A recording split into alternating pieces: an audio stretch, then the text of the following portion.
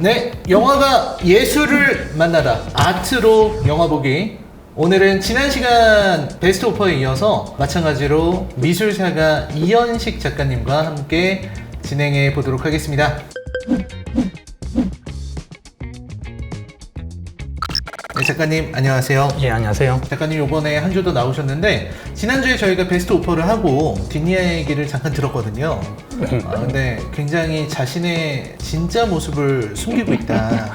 마치 동전에 앞뒷면이 있는데 앞면만을 보여주고 있다. 아니요, 전혀 그렇지 않습니다. 저는 점잖은 사람입니다. 예. 작가님의 눈빛에서 제가 뭔가 읽었어야 됐는데 좀 아쉽다는 생각이 들고요. 아무튼 오늘은요, 사실 이 미술 영화는 되게 진지하게, 우리가 되게 진지하게 해봐야 되는 작품이기도 하고, 이 작품이 너무 아름다워서 사실 우리나라에서도 재개봉을 하기도 하고, 많은 분들이 진짜 이 작품 한 번만 더 해달라고 영화관에 문의도 많이 했다, 이런 얘기가 많이 들렸었던 그런 작품. 자, 오늘 만나볼 작품 바로 보고 오시겠습니다. 빈센트 반 고흐 사후 1년. 별이 빛나는 아르레 거리. 밤에 카페 테라스를 배경으로 주하부 군인과 싸움을 벌이는 아르망의 모습. 아르망은 아버지 롤랭으로부터 고흐의 마지막 편지를 동생인 테오에게 전해달라는 부탁을 받고 길을 나섭니다. 탕기 영감을 만난 아르망은 테오가 이미 6개월 전에 지병으로 사망했다는 걸 알게 됩니다. 아르망은 탕기 영감으로부터 가시에 박사의 주소를 받고 오베르로 향하죠. 오베르에 도착한 아르망은 라부 여인숙의 아들린 라부, 그리고 빈센트와 친밀했다던 가시에 박사의 딸 마르그레트와 대화한 이후 그의 죽음에 대해서 뭔가 석연찮은 점을 발견하게 됩니다. 그리고 아르망은 부검이인 마제리 박사가 가시에 박사의 부검 결과에 이의를 제기했다는 것을 알게 됩니다. 마제리 박사는 자살하는 사람들은 보통 머리나 심장을 쏘는데 고흐는 복부를 쐈다는 점, 그리고 총알이 몸을 관통하지 않았다는 점을 들어 의문을 제기합니다. 멀리서 쏜 총에 맞았을 가능성을 제기한 거죠. 게다가 자살하려는 사람이 총을 쏜 뒤 굳이 여인숙으로 찾아온다는 부자연스러운 상황에 아르망의 의심은 점차 확신으로 변해가죠. 아마 세상에서 가장 아름다운 유화 애니메이션일 이 작품, 고흐의 죽음을 파헤쳐가면서 동시에 고흐의 생전의 모습을 보여주고 또 고흐 작품의 아름다움을 화면에 수놓은 이 작품은 바로 러빙 빈센트입니다. 오늘은 미술사가 이현식 작가와 함께 러빙 빈센트를 탐구해 보겠습니다. 네, 저희가 러빙 빈센트를 보고 왔습니다. 정말 너무너무 아름다운 작품이 아닐 수 없겠는데, 작가님은 어떻게 보셨습니까? 이 영화가 어떻게 보면 이제 빈센트 반 고흐라는 어쩌면 절망적인 영혼을 다룬 슬픈 이야기일 거라고 생각을 하고 보기 시작을 했지만 실제로 막상 봤더니 스릴러 영화였습니다. 아, 절망이 아니라 스릴러였다. 예. 어쩌면 뭐 절망과 스릴러의 혼합? 절망적인 스릴러? 그런 모습을 좀 중점적으로 보셨군요. 빈센트 반 고흐에 대한 영화는 수없이 많았지 않습니까? 이 사람들은 새로운 영화를 하나를 더 내놨잖아요. 그렇죠. 예. 새로운 이야기를. 예. 100명의 화가들이 유화로 화면을 구성을 했다라는 큰 의의도 있지만, 이 영화는 그 전까지는 차마 다루지 않았던 빈센트 반 고흐의 최후에 대해서 아주 파격적인 주장이란 것들을 아예 전면에 내세웠던 겁니다. 사실 그게 이 영화의 목적이었던 것 같거든요. 이 부분에 정말 좀 초점을 좀 맞춰줘야 될 것만 같습니다. 그러면 이 영화를 선택한 이유는? 방금 말씀드린 것처럼 어떻게 보면 이 두 가지인 거예요. 유화로 빈센트 반 고흐의 아름다운. 예, 그러니까 약간 그 화면의 물질적인 것들을 거의 그대로 전달하려고 했다는 그 이제 엄청난 시도, 그리고 동시에 그 시도와 어쩌면 어울려 보이지도 않을 수도 있는 거지만 빈센트 반 고흐의 최후에 대한 대해서 어떤 집요한 추적과 재구성, 이 두 가지가 함께 있는, 어떻게 보면 좀 약간 모순적이기도 하지만 정말로 독보적인 영화라고 할 수가 있습니다. 사실 저는 유화를 그려본 적이 한 번도 없습니다. 근데 작가님은 많이 그려보셨겠죠? 뭐 적잖이 그랬죠. 그 그려보신 입장에서 봤을 때 이 작업의 난이도 어땠을 거라고 보십니까? 간단히 참 말로 설명하기 정말 어렵습니다. 어떻게 보면 지금 개미들이 뭔가 둑을 싸는 것처럼 그렇게 작업을 했다고 말을 할 수가 있겠죠. 유화는 시간도 많이 걸리거든요. 유화는 시간이 왜 많이 걸리는 거죠? 물감을 딱 칠해놓으면 마르는 데 시간이 좀 걸려요. 예. 칠을 하고 마르고 거기 위에 또 덧칠을 하고 또 칠을 하고 그러는 거죠. 예. 그렇게 레이어를 쌓아 올리는. 예. 그렇게 몇 겹씩을 쌓아야지 작품이 하나가 될까 말까 하거든요. 초상화 같은 걸 유화로 그린다면 이제 사진이 발명되기 전에 초상화들은 그 값이 아주 비쌌던 것도 품이 많이 들었고요. 예를 들어 뭐 앵그르나 그런 초상화로 유명한 화가들이 그린 초상화들 보면 제작 연도가 1, 2년이 넘는 경우도 있어요. 예. 그 사람은 정해진 시간에 와서 1년 동안 그렇죠. 포즈를 취해야 매번 돼요. 그 자리에 와서 매번 같은 포즈로. 예, 그렇게 해야 되는 거죠. 그리고 같은 시간에 와야 될 거 아닙니까? 조명을. 아, 예, 그렇죠. 참, 대단한 일입니다, 여러분. 빈센트 반 고흐. 너무나도 유명한, 모르는 사람이 없습니다. 모르는 사람이 없는 화가죠. 예. 정말 모르는 사람이 없어요. 예. 이 정도의 화가기 때문에 사실 좀 재미가 없지 않을까? 이렇게 생각하는 분들도 많습니다. 미술을 잘 모르는 사람들이 봤을 때는 어떻게 봐야 될까요? 빈센트 반 고흐는 참 여러 가지 성격이 있어요. 그러니까 그 사람도 여러 가지 성격이 있지만 그 사람을 받아들이는 태도에도 여러 가지 성격이 있다고 보입니다. 저는 이제 살면서 빈센트 반 고흐의 그림이 싫다는 사람은 본 적이 없어요. 왠지 싫어하면 안 될 것 같아요. 예, 그런 걸까요? 예. 그래서 대개는 뭐 적극적으로 좋아하는 사람도 있고 혹은 이제 뭐 덜 좋아하는 사람도 있지만 그래도 그 그림이 싫다라는 경우는 제가 별로 본 적이 없고 저도 본 적은 없습니다. 예. 고흐의 그림이 이래서 좋다고 설명하는 사람들은 많아도 예. 난 고흐는 정말 아니라고 생각해. 그는 과대평가됐어 이렇게 말하는 사람은 한 번도 못 맞아요. 봤어요. 그러니까 그 붓질이 정말 난 끔찍스러워. 그렇게 말하는 사람은 없거든요. 네. 예. 그러니까 어떻게 보면 누구나 좋아할 수 있는 가장 보편적인 화가인 것이기도 해요. 예. 그의 그림이 그렇게 대중적일까요? 그러니까 그게 약간 역설적이죠. 살아생전에는 그렇게 전혀 인정을 못 받았던 화가인 건데 지금은 어떻게 보면 현대인의 감수성을 모두 지배하는 화가가 된 것이죠. 그렇죠. 예. 가장 보편적인 화가이면서 가장 소외된 화가라는 또 그 어떻게 보면 그 두 가지 양면을 어떻게 한 화가가 갖고 있을 수가 있느냐 매우 흥미롭다고 보이고요. 그리고 또 하나는 사람들은 그러니까 반 고흐를 좋아하는 건지 어떤 때는 반 고흐를 그 꺼려하는 건지 약간 헷갈릴 때가 있는데 뭐냐면 반 고흐의 그림은 좋아하지만 다들 반 고흐처럼 살고 싶지는 않죠. 예, 그래서 미술 관련 강의를 하다가 처음에는 약간 좀 재미삼아서 물어보기 시작을 했거든요. 뭐냐면 만약에 당신 곁에 반 고흐 같은 애인이 있다면, 그러니까 이제 청중이 여성들인 경우에 네네. 예, 아니면 이제 반 고흐 같은 친구가 옆에 있다면 어떻겠느냐라고 하면 이 질문의 문장이 끝나기도 전에 다 진저리를 칩니다. 아우 인상 찡그리죠. 예, 그러니까 지금 가까이 하고 싶지도 않은 인물인 거예요. 이 그림은 모두가 가장 좋아하는 화가의 그림이면서 동시에 그 인간에 대해서는 거의 뭔가 이건 뭐 증오도 뭣도 아니에요.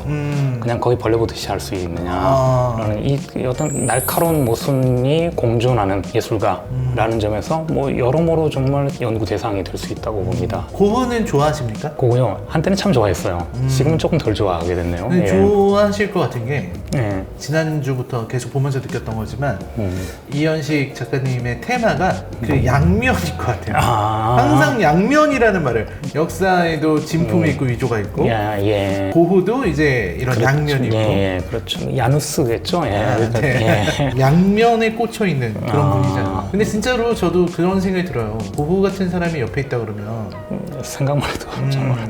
인간관계를 하고 싶진 않잖아요. 그렇죠. 예. 그렇다고 이 사람이 어차피 죽기 전까지는 유명해지지 않을 거기 때문에 그러니까요. 예. 죽고 나서 유명해질 거니까 그림 한 점 정도 받아두는 정도로 반 고흐는 사실은 그 죽기 전에 자기 주변 사람들한테 감사의 표시로 혹은 뭐 다른 여러 가지 뭐 대가로 그림들을 꽤 많이 줬어요. 되게 좋은 사람이네요. 예, 그랬었는데 대부분은 버리거나 헐값에 팔았거든요. 예, 우리가 미래를 알 수 있었다면 예, 그래서 그 중에 극소수만이 한 20년 정도 갖고 있었더니 그냥 돈벼락을 맞았었죠. 예. 은혜를 입었군요. 예, 조상들이 뭔가 그걸 잘 갖고 있었으면 후손들이 덕을 봤을 텐데.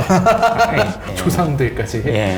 이 영화는 아까 말씀하신 것처럼 고흐의 작품들, 그 작품들을 유화 애니메이션으로 만들었는데 사실 저도 이거 보면서 너무 아름다워서 정신을 못 차리고 봤거든요. 이 작품 보면서 어떤 부분을 좀 더 중점적으로 보면 좋을지 가이드를 제시해 줄 수 있을까요? 뭐랄까요? 어떤 특정한 가이드 없이 그냥 보더라도 그 자체로 너무 순수하게 아름답고 멋진 작품인데 이런 부분에 좀 초점을 맞춰볼 수도 있을 것 같아요. 기둥 줄거리가 반 고흐의 어떤 그 행적을 역추적하는 거잖아요. 아르망이라는 인물이 반 고흐의 그 흔적을 찾아가는 건데 반 고흐가 그림을 그린 시기가 짧긴 했지만은 그래도 그 짧은 몇 년 동안에 화풍이 좀 많이 달라졌어요. 뭐 1887년에 이제 파리로 나왔는데 그때 나왔을 때 반 고흐의 화풍을 보면은 터치가 좀 자신이 없어요. 짤막짤막해요. 그리고 이제 신인상주의의 흉내를 좀 내느라고 전묘법 흉내도 내고 그래가지고 그런 터치들로 공간을 연출을 했죠. 그래서 아르망이 파리로 갔을 때는 그 시절의 반 고흐의 풍으로 이제 그 묘사가 되고 1888년에 아르에서 이제 본격적으로 활동했을 때 우리가 생각하는 친숙한 이제 황색을 아주 강렬하게 쓰는 어떤 그런 안정된 화풍이란 것이 정립이 돼서 그래서 아르의 작품들이 사실 사람들이 제일 많이 좋아하는 시기는 이제 그 시기의 작품들이죠. 그리고 나중에는 이제 1890년에 오베르에서 그린 그림을 보면 이제 꼬불꼬불한 어떤 터치가 좀 많아져요. 갈수록 점점 약간 좀 대책 없을 정도로 꼬불꼬불해지는데 이제 오베르를 다닐 때는 그런 터치로 이제 그 주변 풍광이 묘사되는 걸 이제 볼 수가 있습니다. 그래서 짤막하지만 그 시기에 따라서 반고흐의 화풍이 어떻게 변하는지 그것들을 확인해가면서 보면 예, 흥미로울 것 같습니다. 예. 그런 부분에서 디테일을 되게 잘 살린. 예, 그렇죠. 그러면 그 작가님은 이 작품에서 어떤 장면이 제일 좋았나요? 그러니까 보면서 그런 느낌이 들었어요. 아, 마지막 장면에 이 그림이 나오겠구나. 약간 그런 것들. 진짜 별이 빛나는 밤이. 별이 딱 별이 빛나는 밤은 아니고 그게 누아르 강변에서의 별이 빛나는 밤이었나? 약간 뭐 그런 그림이 나오는데 어쨌든 별밤으로 끝날 것 같다. 어쨌든 이걸 것 같다. 어쨌든 별이 그것도 이제 지상에서 위로 올라갈 것 같다. 딱 그런 느낌, 그런 기대 아닌 기대를 하게 됐고 실제로 다 그렇게 끝났었죠. 네. 그런 부분이 어쩌면 만족스럽기도 하지만 동시에 약간 섭섭하기도 한 약간 기대를 좀 배반해줬으면 싶은 부분이라고 기대를 할까. 배반해. 사실 이게 공연 같은 느낌도 있잖아요. 그렇죠. 이게 공연 같은 느낌이라서 이걸 가수로 바꿔버리면 예. 최고의 히트작. 그렇죠. 최고의 히트곡을 항상 마지막에 불러주잖아요. 그렇죠. 예. 그런 느낌으로 저도 바라봤는데 예. 근데 어떻게 보면 그걸 기다리고 있는 사람들한테는 너무나 뻔한 것, 예측 가능한 어떤 결말인 거예요.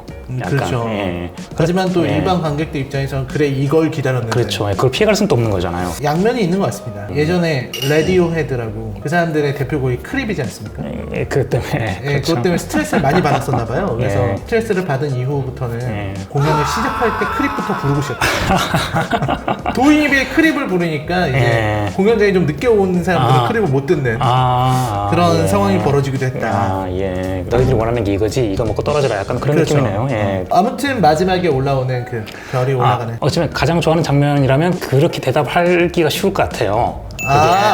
예. 직접 좋아하시는 게 아니고. 예. 근데 저는 오히려 그 도입부가 좋았습니다. 어쩌면 도입부가 좀 강렬해서 그런 것도 있겠지만 반고흐의 아를 시절을 보여주는 이제 음침한 카페 와 어떤 길거리에 거기서 이제 아르망이 마치 반고흐는 왜 죽었냐 뭐 그러면서 약간 헤매고 다니면서 시작을 하잖아요. 네. 그 도입의 그 느낌이 예, 매우 좋았어요. 개인적으로. 좀 약간 음침하고 축축하고 이런 거 좋아하시는. 아 그런가요? 이런 미술을 하시는 이현식이라는 작가의 눈에만 보이는 그런 어떤 설명해주고 싶은 부분이 있다면? 이 영화는 그 반고흐의 각 시기별 어떤 그 작품들을 바탕으로 삼아가지고 묘사를 했잖아요. 그러다 보니까 중간중간에 반고흐의 그림이 없는 부분이 있어요. 예. 그러면 그 부분은 이제 다른 화가들, 애니메이터들이 이제 상상으로 메워 넣어야 되거든요. 반고흐 풍으로. 네. 예, 아니면 단지 장면의 연결을 위해서 필요한 장면 같은 경우 그런 부분들은 반고흐의 작품에 비해서는 좀 떨어지는 느낌이 있습니다. 예, 또 그런 부분들이 예. 애니메이터들이 노력은 했지만 예, 어쩔 수가 없는 부분인 거예요. 어쩔 수 없다. 예, 이 그러니까. 고흐의 그림을 따라갈 수 없었다. 예, 그러니까 약간 이질감이라고 할까요? 약간 그렇게 말할 수가 있는 거죠. 이 영화라는 게 그렇습니다. 어떤 부분은 연결을 시켜야 되는 부분이고 어떤 부분에서는 그 장면 자체에 대해서 몰입을 하게 해야 되는 부분들이 있고 필연적으로 그게 어긋나는 부분들이 있는 것 같은데 그런 모순이 이 영화에서도 보여주는 게 좀 흥미로웠고 사실 이게 또 애니메이션이기 때문에 어쩔 수 없었던 부분도 예, 있었던 것 같아요. 예. 제가 이 영화를 처음에는 이제 멋모르고 극장에서 봤는데 영화관에서 보면 당연히 그냥 계속 끌려다니면서 보게 되는 건데 이제 나중에 이제 OTT로 다시 보게 되면 이게 심각한 문제가 생기는 게 뭐냐면 영화를 진전시킬 수가 없는 거예요. 장면 하나하나가 너무 그 자체로 그림이기 때문에 그러니까 계속 자꾸 멈추게 되고 멈추고 보다가 다시 어쩔 수 없이 진행하게 되고 예, 그러면서 보게 되더라고요. 어쩌면 이 영화 자체가 회화와 영화가 갖고 있는 근본적인 어떤 존재 조건의 불화라는 걸 그냥 고스란히 보여주는 영화라고 할 수가 있을 것 같습니다. 그러니까 회화는 그냥 그 자체로 옮겨가지 않고 그 자체로 감상하기를 요구하는 매체인 거고요. 영화는 아무리 이 장면이 좋았다 하더라도 계속해서 그냥 끌려다니면서 다음 장면을 보도록 하는 게 이제 영화의 어떤 속성이라고 친다면 사실 뭐 영화라는 거는 어쩔 수 없이 시간에 종속되어 있는 그러니까 그런 예술 장르이기 때문에 영화를 이제 개인이 소유할 수 있게 되면서 예전에는 개인 소유가 안 됐었거든요. 영화관에서 보는 게 전부였으니까 비디오 테이프 나오고 개인이 영화를 소유할 수 있게 되면서 그때부터 바뀐 영화 감상법 중 하나가 이 멈춰보는 거거든요. 그렇죠. 멈춰보는 거. 그게 사실은 평론가들의 권위를 많이 떨어뜨렸습니다. 그렇죠. 예전에는 영화관에서 한번 보고 평론가들이 얘기하면 그런가 보다 했는데 이제는 집에서 누구나 영화를 갖고서 계속 볼 수 있기 때문에 그들이 놓치는 거를 다 아무나 짚어낼 수가 있게 되는 거예요. 그러게요. 그래서 절대적이었던 영화 평론가들이 한 사람의 정보 약자로 전락하는 그런 계기를 만들기도 했다. 그러게요. 쓸데없는 얘기였고요. 저는 이 예술이라는 게, 이 미술이라는 게 참 따뜻한 것이다, 이렇게 포근한 느낌을 줄 수 있구나, 이런 생각을 했었는데 이현식 작가님은 미술을 어떻다고 생각하세요? 사람들이 사실 미술 혹은 나아가서 예술이란 걸 왜 좋아하고 왜 그걸 보려고 하는지 어떤 때 보면 위로나 위안을 원해야 하는 것 같이 보이기도 해요. 그러니까 왜 영화를 왜 그림을 보느냐, 그림에서 어떤 느낌이 드냐 하면 나를 위로하는 그림이라고 얘기를 많이 하잖아요. 그게 한편으로 사실은 미술은 처음에는 뭔가 정보를 전달하거나 혹은 교육적인 효과도 분명히 존재했었거든요. 그러니까 이를테면 좀 거창하게 얘기하자면 과거의 중세의 어떤 교회의 그림들 같은 경우에는 성경의 이야기들을 전달하기 위한 것들이었던 거고, 성경의 이야기를 전달하기 위해 그냥 뭐 미디어였던 것인 거죠. 근데 그걸 나중에는 지금은 뭔가 어떤 심미적인 어떤 작품으로 이제 취급하는 건데, 그래서 미술은 여러 가지 성격을 함께 갖고 있는 것 같아요. 한편에서는 교육적이고 한편에서는 정보로서의 성격이 있고 한편에서는 감성적으로 뭔가를 따뜻하게 안아주기도 하고, 약간 그 모든 것이라고 말할 수 있지 않을까. 미술은 모든 것이다. 예, 뭐 그렇습니다. 약간 좀 모든 것이라는 답변은 좀 쉬운 답변이잖아요. 그런가요? 빠져나갈 때가 많은 거일까요? 예. 공격받지 않을 수 있는 그런 답변. 그런 건가요? 예. 그러면 이렇게 말을 할 수 있는 것 같아요. 미술이라는 건 어떻게 보면 그냥 날카롭게 폐부를 파고드는 것들. 예. 어떨 때 그렇게 폐부를 파고드나요? 이제 문외한들이 미술 작품을 보면 예쁘네? 라든지 이거는 뭐지? 이런 마인드로 나오는 것 같은데, 그걸 보면서 왜 폐부를 찌른다라는 표현을 하셨을까요? 근데 방금 말씀하신 것에서 보면은 한편에서는 예쁘다라고 하기도 하지만 한편에서 이게 뭐지라고 하잖아요. 이게 뭐지라는 건 어떻게 보면 사고의 계기를 열어주는 것인 거죠. 그러니까 낯선 것이고 어떻게 보면 약간 혐오스러운 것일 수도 있어요, 때로는. 이게 저도 이제 모딜리아니 같은 그런 걸 보면 목을 길게 그리지 않습니까? 그렇죠. 저는 처음에 모딜리아니를 이렇게 미술 책에서 봤을 때 그 인상이 너무 약간 기괴하다고 할까요? 그래서 저는 아직도 모딜리아니 하면은 그 그림이 잊혀지지가 않아요. 어렸을 적의 체험이라는 게 상당히 중요한데 그때 처음에 어떤 그 강렬한 느낌이란 것이 결국은 그 사람의 감성적인 흐름을 많이 좌우하게 되는 것 같기도 해요. 저도 개인적으로는 어렸을 적에 화집으로 봤던 예술가들의 그림이 지금도 깊이 각인이 돼 있어요. 보면은 그게 밑에 깔려서 어떤 정서적인 층을 형성을 하고 나머지는 그 위에 그냥 얹혀갔다가 그냥 흘러가는 것 같이 그렇게 느껴지기도 합니다. 그래서 미술을 보다 보면은 왜 이런 그림을 그렸을까? 왜 이런 표현을 했을까? 하고 생각하게 만드는 거죠. 그렇죠. 혹은 이제 미술이란 게 뭐 자기 나름의 방식으로 세상을 보는 그 방법을 제시를 하니까요. 이게 보면 그래서 직접적이진 않지만 세상에 대한 시각을 계속해서 바꿔주는 역할을 한다고 말할 수도 있겠습니다. 이 영화를 보시면서 지금 너무 좋은 얘기만 하셨는데 제일 아쉬웠던 건 어떤 걸까요? 이 영화에서 다룬 중요한 문제가 있잖아요. 빈센트 반 고흐의 최후가 어땠느냐라는 거예요. 이 부분이 결국은 이 영화의 장점이기도 하고 아쉬운 부분이 될 수도 있는 것 같은데, 지금까지 다들 빈센트 반 고흐는 자살했다라고 그렇죠. 당연하게 생각을 해왔습니다. 근데 이 영화가 제시하는 결론은 절대 그게 아닌 거예요. 빈센트 반 고흐는 자기 의지로 죽지 않았다라는 것이죠. 이제 그래서 어떻게 보면 이 부분을 우리가 이걸 아는 게 그 사람의 예술에 대해서 이해하는 데 도움이 되느냐 안 되느냐 또 다시 물어볼 수도 있는데, 흔히들 우리는 그냥 빈센트 반 고흐를 그냥 절망 끝에 자살한 사람 화가로 여기고 자살한 사람의 그림이라고 자꾸 얘기를 하는 경향이 있거든요.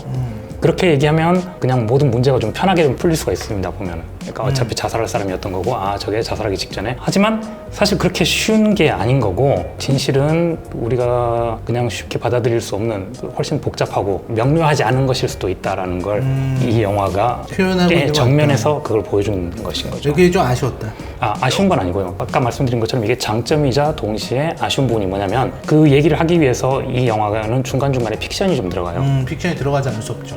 그러니까 그런 부분이 좀 아쉽다면 아쉽다고 할 수가 있습니다. 픽션을 굳이 넣었다는 부분에서 그렇습니다. 역시 하이퍼 리얼리즘을 추구하시는 꼭 그런 건 아니고요. 사실은 이 영화가 사실은 그 반 고흐의 최후를 다룬 방식 자체가 굉장히 복잡하고 잘 쓰인 각본을 가지고 이제 이루어졌었거든요. 근데 중간에 특히 마젤이라는 의사가 나오는 부분은 완전히 허구인 것 같아요. 그래서 이런 부분을 넣어가지고 전체의 어떤 균형 밸런스라는 거, 이게 그 부분에서 다 무너지는 느낌이 좀 들긴 들더라고요. 그게 무너지는 게 좀 아쉬웠다. 약간 그러니까 삐끗하는 느낌? 하지만 그것도 뭐 전체적인 구조에서는 어쩔 수 없이 넣었어야만 하는 부분이겠죠. 그렇죠. 이야기를 끌어나가기 위해서 어쩔 수 없는. 예. 이현식 작가님은 이 작품에 평점을 준다면 자, 베스트 오퍼는 9.01을 줬습니다. 8.99. 8.99요? 예, 8.99. 베스트 오퍼가 이것보다 좋다는 말씀이시죠? 예, 그렇습니다. 예. 아, 그 이유는 뭔가요? 배드신의 유무인가요? 아닙니다. 그렇죠. 아니요.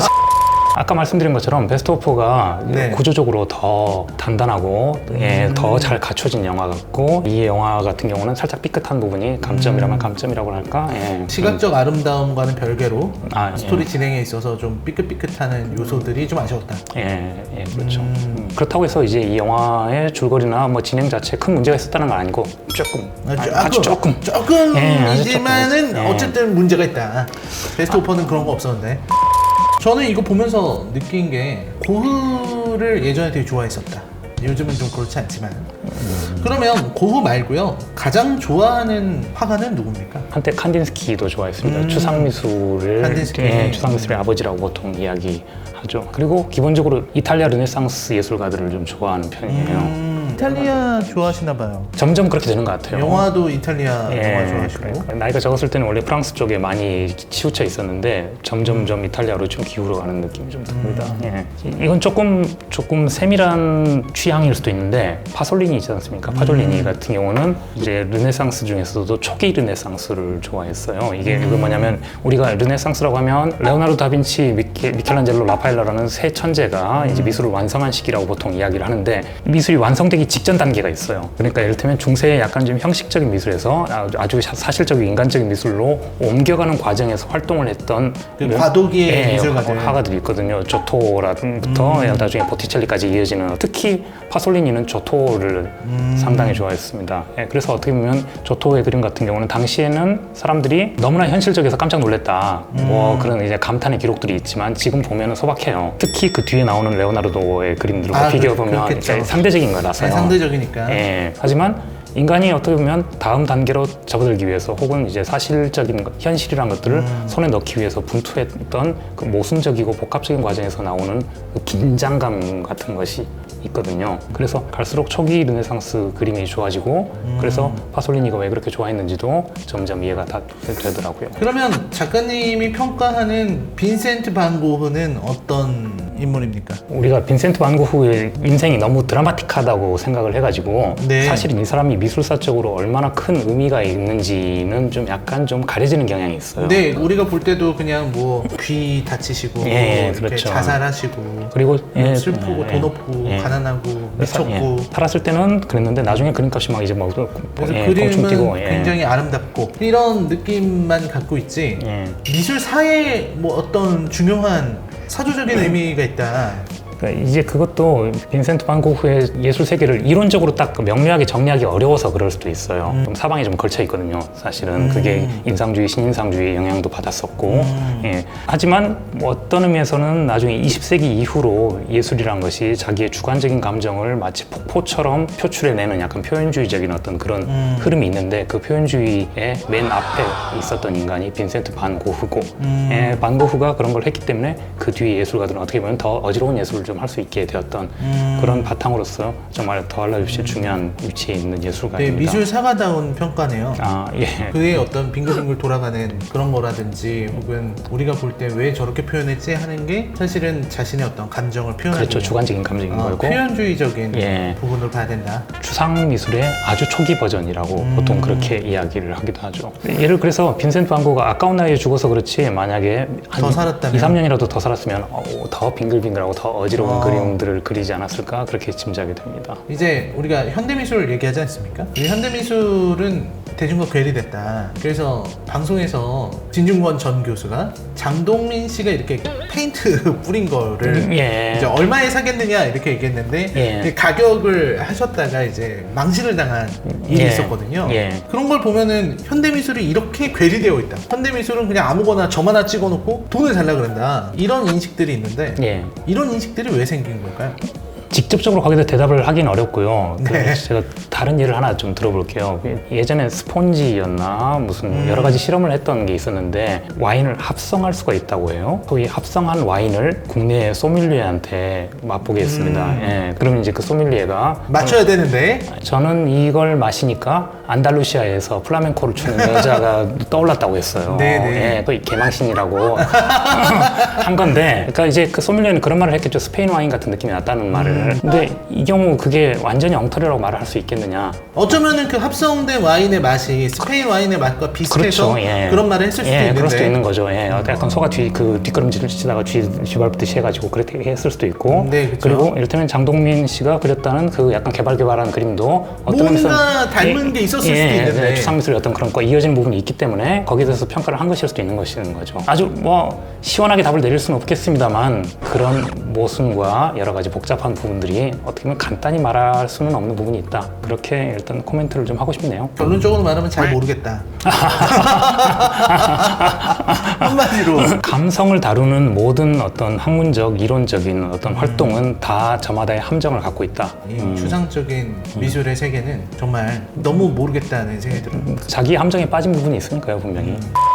아무튼 오늘 러빙 빈센트까지 이야기를 나눠봤습니다. 오늘 함께 하셨는데 소감이 좀 어떠신가요? 여러 가지로 뭐랄까요, 저도 나름의 어떤 그 생각을 정리를 해보고 뭐 약간 전개를 해볼 수가 있어가지고 아주 흥미롭고 유익한 재밌는 자리였습니다. 캐릭터가 너무 재밌으셔가지고 아, 그런가요? 댓글을 보고 우리가 결정하겠지만 잘하면 한 회 정도 더 연장이 될 수도 있다는 점 알려드리겠습니다. 미술사가 이현식 작가님과 함께 했습니다. 신작이죠? 죽음을 그리다? 예, 죽음을 그리다입니다. 이분이 어떤 분인지 궁금하시다면 그 책을 저도 한 권 주실 거죠? 아, 그럼 물론이죠. 예. 받아보도록 하겠습니다. 자, 그러면 저희는 다음에 만날 수 있다면 또 아트로 영화 보기 한 번 더 찾아뵙도록 하겠습니다. 네, 시청해주셔서 감사합니다. 안녕히 계십시오.